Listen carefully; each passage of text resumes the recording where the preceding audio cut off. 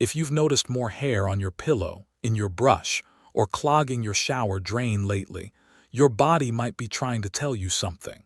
Most people blame shampoo or bad genetics. But doctors say the real reason is usually hiding somewhere else entirely. And by the end of this video, you'll know exactly which one applies to you. Welcome back. Today we're talking about something that affects millions of people but rarely gets explained properly: hair loss. Not the dramatic, going completely bald overnight kind, but the quiet, confusing kind. The kind where you wash your hair like normal, brush it like normal, and suddenly notice there's just more of it coming out than there used to be. And the scary part isn't the hair loss itself. It's not knowing why it's happening. Because once something starts happening to your body without an explanation, your brain panics a little. Is it stress? Is it my diet? Is it serious? Is it permanent?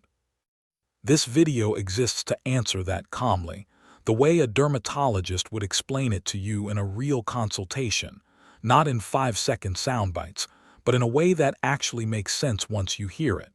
Here's the truth most people don't realize. Hair loss is rarely random. Your body doesn't just decide one day to start shedding hair for no reason. There's almost always a trigger, and the frustrating part is that trigger usually isn't on your scalp. It's somewhere inside your body. That's why shampoo changes and hair oils often don't fix the problem. You're treating the symptom, not the cause. So today, we're going to walk through exactly how your hair actually grows, what disrupts that process, the hidden internal causes nobody talks about, the common mistakes that make things worse, and finally, what you can actually do about it. Let's start with something most people have never been taught: how hair growth actually works. Your hair isn't growing constantly like a plant. It moves through a cycle, almost like a tree shedding leaves on a schedule rather than randomly dropping them. There are 3 main phases.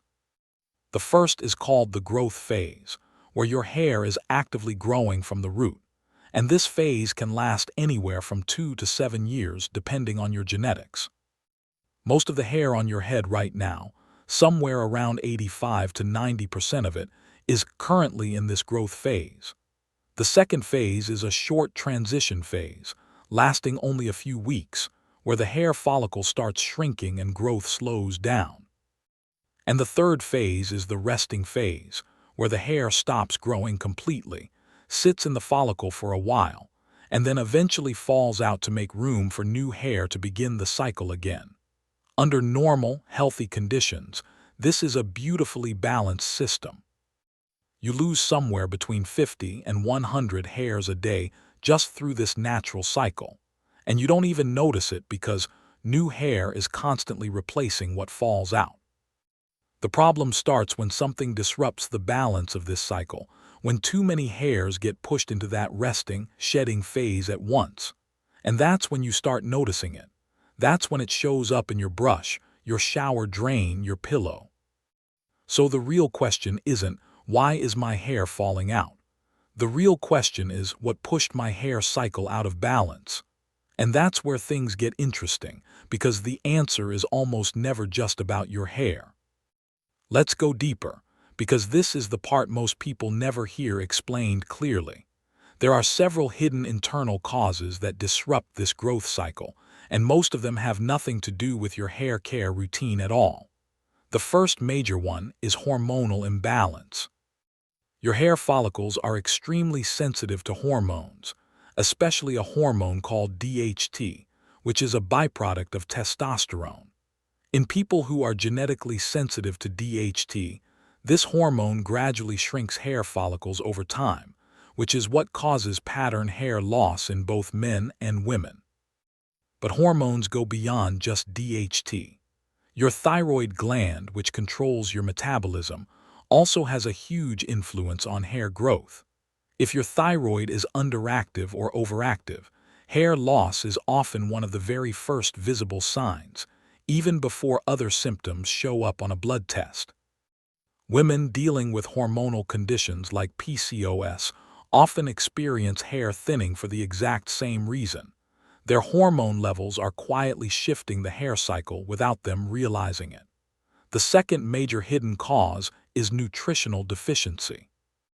Your hair follicles are not essential organs, which means your body treats them as a low priority when resources are limited. If you're not getting enough iron, your body literally diverts oxygen and nutrients away from hair production toward more vital organs first. The same happens with deficiencies in vitamin D, zinc, and protein. This is especially common in people who have started restrictive diets, cut out entire food groups, or gone through rapid weight loss. Your hair is, in a very real sense, one of the last things your body cares about feeding when it senses a shortage. The third hidden cause, and probably the most underestimated one, is chronic stress. There's an actual medical term for this called telogen effluvium, and here's what makes it so confusing for people.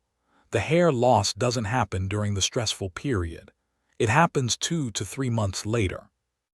So someone might go through a major life event, an illness, a surgery, an emotional shock, or a period of intense pressure, feel like they're coping fine, and then months later suddenly notice hair falling out in clumps with no obvious explanation.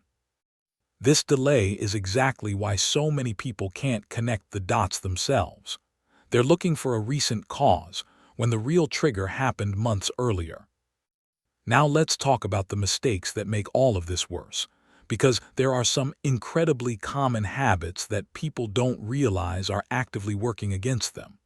The first mistake is overwashing or underwashing hair based on fear. Some people stop washing their hair as often because they're scared washing is pulling it out, when in reality, the hair that falls out in the shower was already in its shedding phase. Washing didn't cause that. It just revealed it. On the other end, others overwash and overstyle trying to fix the problem, which can irritate the scalp and make things feel worse without addressing the actual cause. The second mistake is crash dieting or extreme calorie restriction.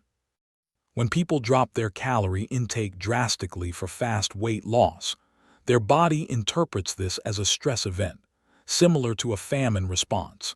And hair shedding is a very common, very predictable side effect 3 to 4 months later.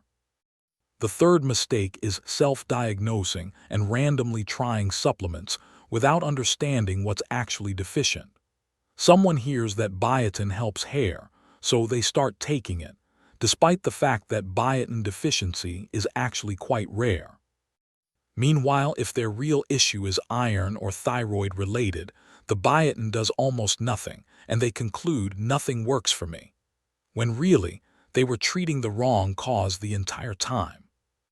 And the fourth mistake, the one almost everyone watching this is currently doing, is waiting too long to investigate the actual cause. Most people wait until hair loss becomes visibly noticeable to other people before taking it seriously. But by that point, the underlying issue has often been present for months. The earlier the actual cause is identified, the more reversible the situation usually is. This brings us to what I'd call the real truth reveal of this entire topic, the thing that explains why hair loss feels so confusing to diagnose. Because of that 2 to 3 month delay between an internal trigger and the actual visible shedding, by the time you notice hair loss, the real cause may have already happened and resolved months earlier. This is why people often say, "Nothing changed in my life, so why is this happening?" The honest answer is something did change, you just weren't looking in the right time frame. A stressful month at work, a illness you recovered from, a diet you were on temporarily, a medication you started and stopped. These can all show their effects on your hair long after the event itself is over. This is also why doctors emphasize patterns over single incidents. One bad week doesn't usually cause noticeable hair loss, but sustained, repeated stress on your body, physical or emotional, absolutely can. So now let's talk about what you can actually do, because understanding the cause is only useful if it leads to action. The first and most important step is getting actual blood work done rather than guessing. A simple panel checking iron levels, vitamin D, and thyroid function can reveal in one test what months of guessing never will. This is genuinely the single most useful thing anyone dealing with unexplained hair loss can do, because it replaces speculation with actual data about your body. The second step is paying attention to your protein and nutrient intake, especially if you've recently changed your diet, started intermittent fasting, gone vegetarian or vegan without adjusting your nutrition properly, or lost weight quickly. Hair is literally made of protein, so when your body isn't getting enough, hair production becomes one of the first things it deprioritizes. The third step is addressing stress in a sustainable way, not as a quick fix, but as an ongoing practice. This doesn't have to be complicated. Consistent sleep, regular movement, and simply giving your nervous system breaks throughout the day can meaningfully reduce the kind of chronic stress that disrupts your hair cycle. The fourth step is being gentle with your hair care rather than aggressive. Avoid extremely tight hairstyles that pull on the scalp, minimize excessive heat styling, and avoid harsh chemical treatments during periods when you're already noticing shedding, since your hair follicles are already under more stress than usual. And the fifth step is knowing when to actually see a dermatologist rather than waiting it out indefinitely.